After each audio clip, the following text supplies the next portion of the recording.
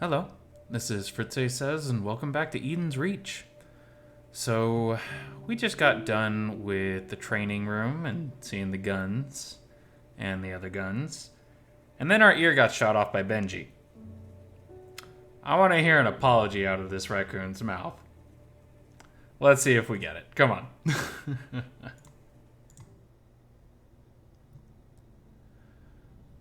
I slowly drift off deep into my own mind, where all I see is endless darkness.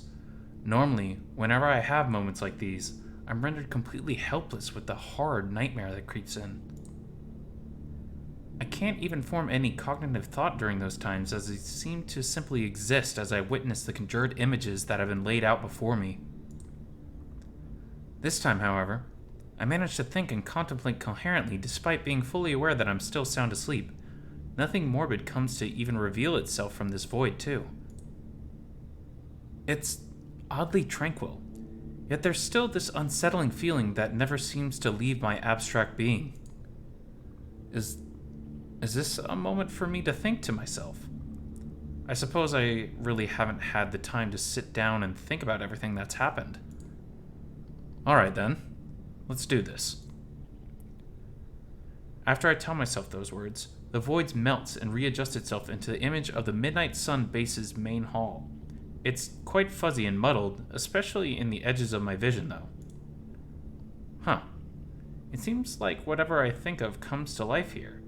Is this what lucid dreaming is like? I remember Dylan telling me a lot about how fun and exhilarating these experiences can be. Since I'm here anyway, I suppose I'll go ahead and indulge myself. This is certainly a lot less detailed than the real thing, but I can clearly tell that over there is Alice's usual workstation with all the panels floating around. It's all jumbled up though, with some screens overlapping and her main panel being a chaotic arrangement of different shortcuts and folders. By the sofa set on the other end of the room, there's a coffee table filled with candy wrappers? No, they're too big to be wrappers. I feel like I could just get a closer look. And just like that, the scenery zooms in on the coffee table.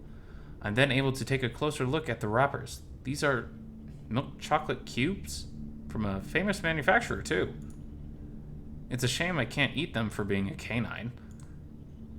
I wonder who eats these many chocolates anyways. Can't be Max, could it? I'd rather a meteor shower will hit Bayline City right now than believe that. Maybe Oswald? But he's a canine too. Oswald. His likeness appears before me, simply standing there with that signature smile of his. His gentle gaze meets mine, never breaking eye contact as his face flushes red. How odd. Everyone else seems to be wary, even hostile towards me. Except you. Why are you so different? Your kindness and concern, where does it come from? Out of everyone I've encountered in this waking nightmare, you just seem to be the greatest mystery of them all. I stir slowly from my deep sleep, feeling neither light nor heavy. It's as if my whole body's gone numb and confused, not knowing what it should feel. What a surreal experience. I can still see the faint silhouette of the hunky wolf in my vision, but it quickly disappears as soon as I take notice. I try to take my surroundings in slowly once more. Still the same, slightly dusty and mostly empty room.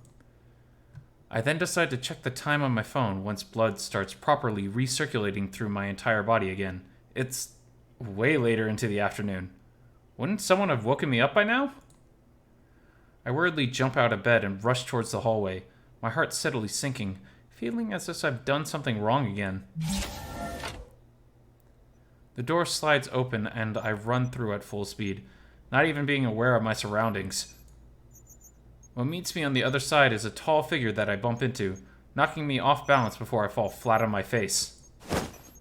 Gah! What in the... I quickly pick myself back up and look hurriedly at what I just bumped into. Much to my surprise, it was Benji, who's holding rolls of some kind of material, some of which are currently on the floor. I do not want to have another altercation with him. The last thing I need is for both my ears to be bandaged. You should really watch where you're going, you know. He gives me a mischievous smirk while he keeps his eyes on me. I sigh as I stand up. Yep, I'm aware. If strangers were to see you like that, they'd think you were a lunatic. Benji moves towards my other side, giggling like an asshole. So, you think I'm a lunatic? Oh, please. You make it sound like we're complete strangers. But we are, though. Benji chuckles to himself. My, so cold and hostile. Where even is that coming from? Tell that's my bandaged ear. I swear, what is with this guy? I don't have time for this. I'm late. Late? For what exactly? Training something, I don't know. Just leave me alone. I start walking away when Benji suddenly stops me in my tracks. Training? From who? Oswald? Who else? Benji doesn't bother to stifle his chuckle anymore. He instead grasps my shoulder, causing my entire being to flinch. Well, before you go and make a fool of yourself, I have to mention that Oswald isn't going to be here for the majority of the day. He has work today. What? What work? Oh, I don't know. The bar.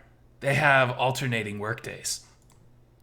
I don't like what that insinuates. Well, if you don't believe me, you can go ask him on the way. Oh, and... Benji makes audible sniffing noises before continuing. Wait. Did he just sniff me? You need a shower. When was the last time you cleaned yourself? 2 days ago. Unacceptable. Come with me. The showers are this way. Benji begins to pace away from me. I take a moment to sniff myself and... Oh, geez. I really do need a bath. I hesitantly follow the raccoon, covering any of my stinky parts on the way there.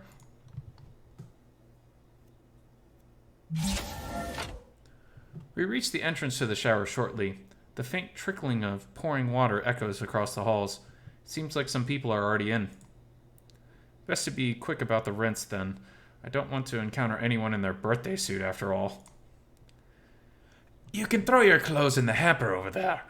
Towels are over there, and anything you might need from the shower should be inside the stall. Thanks. He immediately leaves me to do my dirty work, literally, and I intend to be quick about it. I hastily disrobe and take a towel to cover my unmentionables, quickly pacing through each stall looking for an empty one. 2 of the stalls at the front seem to be occupied already, so I decide to just take the one next to it. As I get ready to go in, though, someone exits the stall directly next to me. Wait. A wet, dripping, and bulky wolf emerges from the shower's mist without a towel to cover his... what's-its. Ah, that felt nice. Now, where's that... Oswald and I lock gazes, both of us pausing to process what it is we're currently witnessing. When it finally sinks in, our faces immediately turn red. Don't look! The wolf stammers as he hastily covers his nether regions and his arm. My legs suddenly feel like jelly and I'm unable to move anywhere, let alone shimmy towards the stalls. That raccoon. He must have known this would happen. Oh, fuck me. Wait. What are you standing there for? Get in! I can't... Then, just as I'm thinking things couldn't get any worse, another pair of wet footsteps walk out of the other occupied stall. Yo, Oz. You said you needed... Oh, just kill me already. Get in the stall. Yes, sir. My body immediately reacts, and I quickly place myself inside the stall, finally feeling like I was starting to calm down. Man, what an absolute disaster. As if I didn't need to make things any more awkward between me and that hot-headed tiger. Not to mention any more hostile. I can still hear them talking outside. It's muffled, though. Alright. I think I've called down enough. Time to do the one thing I came here for. I place my towel on the metal rack, then turn to the center knob slowly. The shower begins flowing with a soft trickle of water.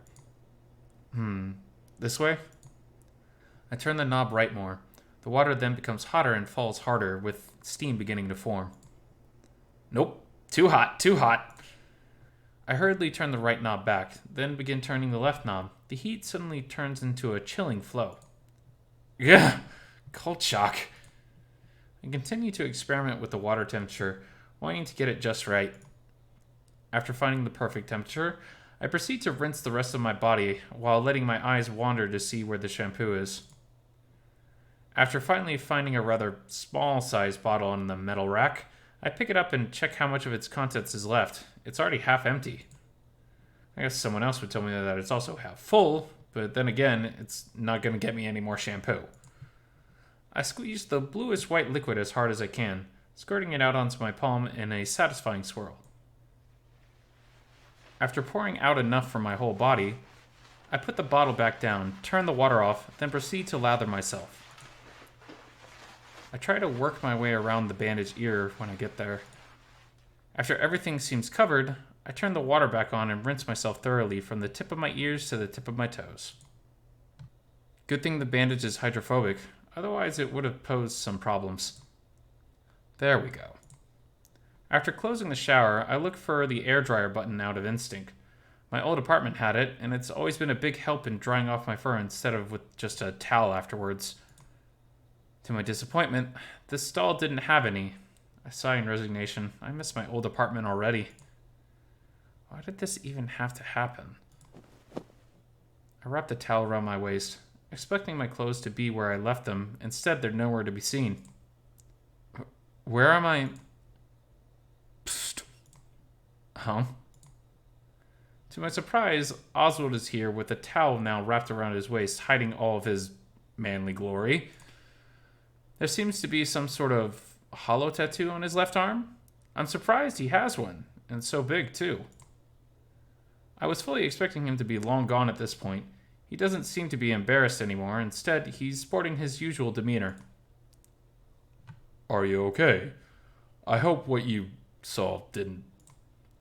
It's fine, Oswald. Let's just forget it ever happened, okay? Miles. Oswald trails off a bit, but quickly recomposes himself. Okay, maybe that's for the best. Oswald sighs before moving towards the exit. Your clothes are over there. I'll see you later, Miles. Wait. Oswald looks at me expectantly, pulling his puppy eyes on me. Oswald, I just wanted to ask. Yeah? When are you going to be training me? I ask, wanting to confirm what Benji said earlier. Oh, I'm not actually the one doing that today. Wait, then who's it going to do it? Benji will. I have to work at the bar today, so just try to have more patience with him, okay? Trust me, it'll be worth it. A pit in my stomach forms just thinking about spending more time with Benji, but I guess I really have no say in it. Alright, if you say so. Oswald nods to me before leaving towards the hallway. I simply sigh as I check the clothes that Oswald left for me. Let's see here. The clothes are neatly folded with a note on top of it. What's this? Meet me in the training room, B. Oh, great. I dry myself off with the towel, just enough to wear the clothes without getting them damp. I put on the clothes begrudgingly, knowing these came from Benji. To my surprise, they're actually a perfect fit. I wonder how the raccoon pulled that off. Well, time to get this over with. After finishing that whole fiasco, I tried to recompose myself before showing my face to Benji. I bet he planned for me seeing their manly parts. At this point, I don't even know how he wants to end me. I'm debating which one's better, through the bullets or my own heat. Alright, calm me down, Miles. I'm supposed to look decent, not at all flustered. That'll probably just give him the satisfaction he wants. I take one deep breath before turning towards the training room, where I see the raccoon standing at the shooting range. He isn't stationary on one of the rows, however. He's strafing from left to right, shooting vigorously at each target. It's quite impressive. Even more impressive than how accurate Oswald was yesterday. Hey, Benji. No answer. He just gives a glance my way before shooting one more round through the rows. I sit down on one of the benches and proceed to just observe him silently. To my surprise, even with how fast and loose he's being, all the rows are pinging bullseyes. I'm left dumbfounded at how much skill that has to take, let alone how much brain power that has to consume. It's starting to make my head hurt, but I quickly snap back to reality when Benji looks my way. Your turn. What? I'm not going to have to drag you all the way here, am I? Oh, right, sorry. I stand up and quickly position myself as Benji grabs a pistol from the row in front of me. He hands it to me after I properly position myself.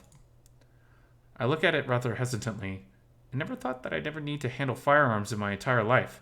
I look to Benji, who's giving me a rather judgmental look. Miles.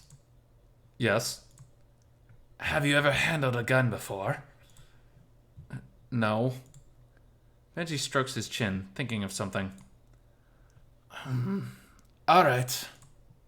Benji looks at me intently, removing his hand from his jacket pockets. He sluggishly points towards the gun, creating a circulating motion afterwards. First of all, get your finger off the trigger. You might accidentally pop someone's eye out. I look at my hand and quickly fumble to place my index finger somewhere else, almost dropping the gun in the process. What? Just plant it on the barrel. The barrel? The long thing where the bullets get shot out of. I do as I'm told, placing my finger on the barrel. So that's what it's called. I could hear Benji sigh under his breath. Right. Next thing. I continue to observe the gun when I hear a muffled thump onto one of the benches. I quickly glance in the direction of the sound, only to see Benji standing there without his jacket on. Underneath is a tank top? Okay, he looks a lot leaner without it. I suppose that comes with being a thief, but still, he's quite well built. I can see some semblance of muscle on his arms. Miles, you're, drooling. Huh? I wipe my muzzle off quickly to see I am indeed slobbering. God, I thought I already grew past my dog slobber phase in high school. Okay, you're quite weird, Miles. Oh, I am? Yes, but in a good way, of course. Shelve those puppy eyes for now. It's the lifeblood of this group, after all. Benji then moves closer and positions himself behind me, seeming like he's observing every possible angle of my entire being. It was a little off-putting, like I'm being inspected for doing something wrong. All right, now for your shooting form. Got it. How do I do that? Before that. Benji clears his throat. How was the shower? I almost immediately choke up on my saliva and tense up. I start feeling flushed as blood rushes up to my head, making me sweat profusely. Oh jeez, I bet I'm tomato red under all my fur right now. I then begin to feel my entire being shriveling up from embarrassment. Suddenly, a pair of hands firmly grasps my hips, holding me still. This stiff and tense feeling. Don't forget it when you're getting ready to shoot. Benji lets go of my hips after a few moments, then begins trailing his hands onto my shoulders. Keep these as relaxed as you can, though. Now raise the gun and aim at the target. I expect Benji to let go of my shoulders as I raise the gun, but he doesn't. Quite the opposite, actually. The more I raise my arms, the more he presses down on my shoulders, making my entire arm feel weird and weak. Like this? You're naturally tensing up. Of course, it's to be expected, but... He quickly moves to my side before lightly smacking my back. Proper posture. You're on a hunchback, so you have no excuse pressuring your diaphragm. Benji then moves in front of me, avoiding the path of the gunshot. He adjusts my arms further and then places a hand on my chest. It's a lot easier to shoot when you're breathing steady. Try it. I do as he says, breathing in and out slowly. It becomes a lot more smooth the more I do it and feels rather relieving, making the remaining tension from my shoulders abate a bit. See? You get it. Yeah, sort of. Good. Next. Benji moves behind me again. Then out of nowhere, he smacks my butt. What the hell? Spread the legs a bit more. Keep them balanced. Otherwise you'll topple over with bigger guns. Oh, you didn't really have to smack my ass, though. I trail off while looking directly at Benji's straight, emotionless face. He doesn't seem to be kidding around with that. Now, this isn't going to make your aim better, but it's going to put as many odds into letting you line up your shots easier. Shooting with accuracy is a skill that takes time, like all things, but utilizing these principles can weigh the gunfight more in your favor. Got it? I just nod and gulp down from nervousness. I feel like I'm about to puke with how weird this pose feels. Alright, now place your finger on the trigger and try to control the upward force from the recoil. I half-heartedly do so, hesitating to pull the trigger. I can't dawdle for long, though, especially with Benji watching me so intently. I pull the trigger, and I hear a muffled shot escaping the barrel and a bit of recoil surging through my body. Huh. Second base. Not bad for a first shot. You can tell. Yep. Says right here. He points towards the panel next to the row, displaying a hole in the circle, in between the smallest and second smallest circle. Oh, that's where my shot went. Essentially. I immediately try to loosen up when Benji grunts at me. Hey, who said you can relax? I thought we were done. Not until you empty the whole magazine, you aren't. Now get as close as you can to the center as possible. Yes, sir. Fuck. I said that out of instinct. I never knew Benji could be this authoritarian. He never exuded that aura at all, as far as I could see. I tried to replicate the form that Benji taught me. Legs spread. Okay. Breathing clear. Shoulders relaxed. Okay, now calm down.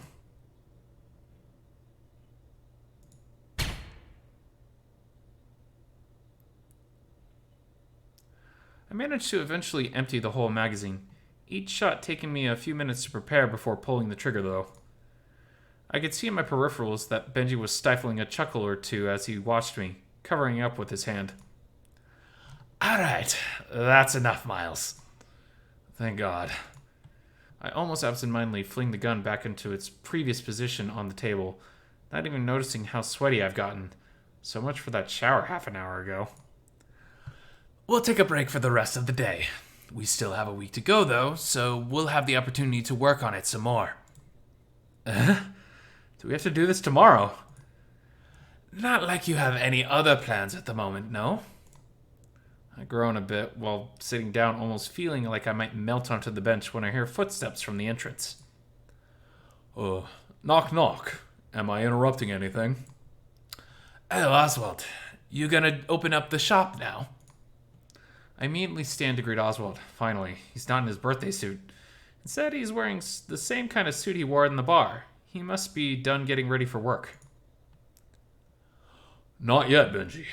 I think I forgot my deodorant and perfume somewhere. They aren't in my room. Oh dear, what a tragedy. I don't suppose you think that someone stole it.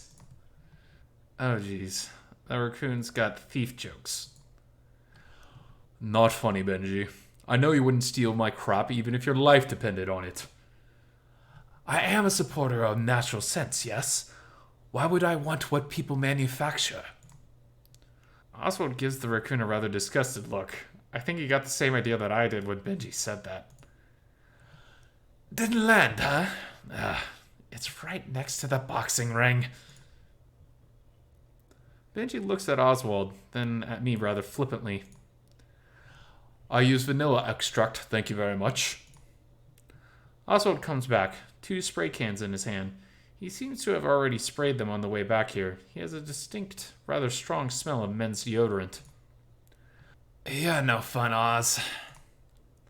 Oswald nods with a smile, but his expression changes when he looks my way. He's wearing a rather guilty expression, then his face contorts into annoyance when he looks back at Benji once more. I hope you're not overworking him for your own sake. Kinda hard not to, especially with only a week's deadline to make him ready for the mission. Oswald briefly bares his teeth, making violent gestures in Benji's way. I'm taken aback at how protective Oswald is of me. I intervene for Benji's sake. It's okay, Oswald. I'll be fine. Besides, I kinda do need to keep up with you guys if I don't want to, you know. Oswald, clearly surprised, looks a little embarrassed as he slowly backs away. Oh, don't worry, Miles. I'll make sure that nothing happens to you. Don't worry, yeah? I happily nod at him, both of us blushing before Oswald excuses himself. Well, I have to open the bar now. Take care of him, Benji. I'm not his baby. Why do I even bother? Oswald rushes back towards the entrance, leaving Benji and me alone. There he goes again. Benji seems rather exhausted after that interaction, much more than when he was training me. I swear, that wolf can be a handful, especially because of... Benji eyes me from head to toe. I awkwardly try and cover myself up.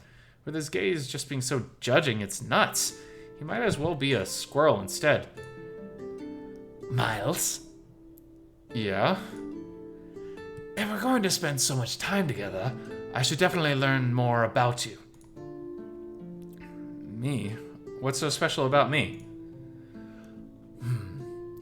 Maybe about why you wanted to be a DJ. Oh, it's a really cheesy story. Benji changes position, signaling how intently he's listening. I clear my throat as I slightly reposition myself as well, ready to tell this story. Well, I didn't really grow up in a normal family. How so? If I had to describe it, it would be, I guess, abusive? I don't really know. It wasn't like I was hit or anything. Oh? My parents, well, we lived in the countryside. Simple life, you know? You were only supposed to dream as big as the town you were raised in, and, well, that was about as far as I could get with my parents. I immediately start to feel like I'm tearing up. In an instant, I feel a gentle touch on my back. I look to Benji, who was giving me an uncharacteristically concerned look. I was a big fan of music. Whenever I told my parents anything besides what they wanted for me, I kind of just ran for it. Soon, high school came around, pretty gloomy, so I started sharing my playlist. People liked it, so I thought, hey, why don't I make my own music? Benji gives me an approving look before I continue with my story. I went to college with a friend, name's Dylan. He was, and still is, my biggest fan, if you can call him that. He was the last nail in the coffin for me to really strive for DJing, really connect with people and bring them together. Knew I spotted a pacifist. What? Benji refuses to continue, however. He instead eyes my bandaged ear. I'm sorry for grazing that. This? It's not a big deal. Oswald says it should have healed by now, but... That's strange. I hate to say this, but let the cat check it out. She'll hear you from the infirmary. Oh, you sure? Benji nods, helping me stand. He takes back his jacket and wears it once more, placing his hands back into the pockets. I make my way to the infirmary, but Benji stops me midway. Miles, wait. Yeah? What is it? Tomorrow, when we train, I'll be less strict. Really? Why the change? You seem to respond better to that approach. Besides, I did say I wanted to get a closer look at you, and now I have. Oh, okay. I'll see you later then, Benji. I lead towards the infirmary, hoping to see Ellie soon. Maybe Oswald wrapped my bandage wrong, so it hasn't healed yet? I guess I'll find out soon.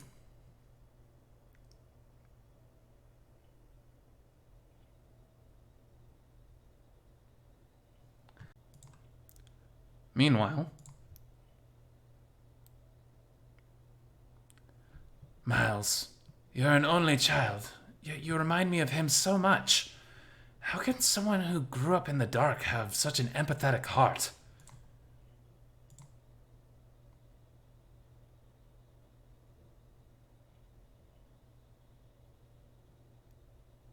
all right. So we're going to stop there. So we got an apology out of Benji for shooting my ear. I'm still on the fence about what this raccoon is like. He definitely has some problems with Ellie. I wonder if we'll dig into that later. And yeah, this has been Fritz-Ay Says, and everyone have a nice day. Ciao.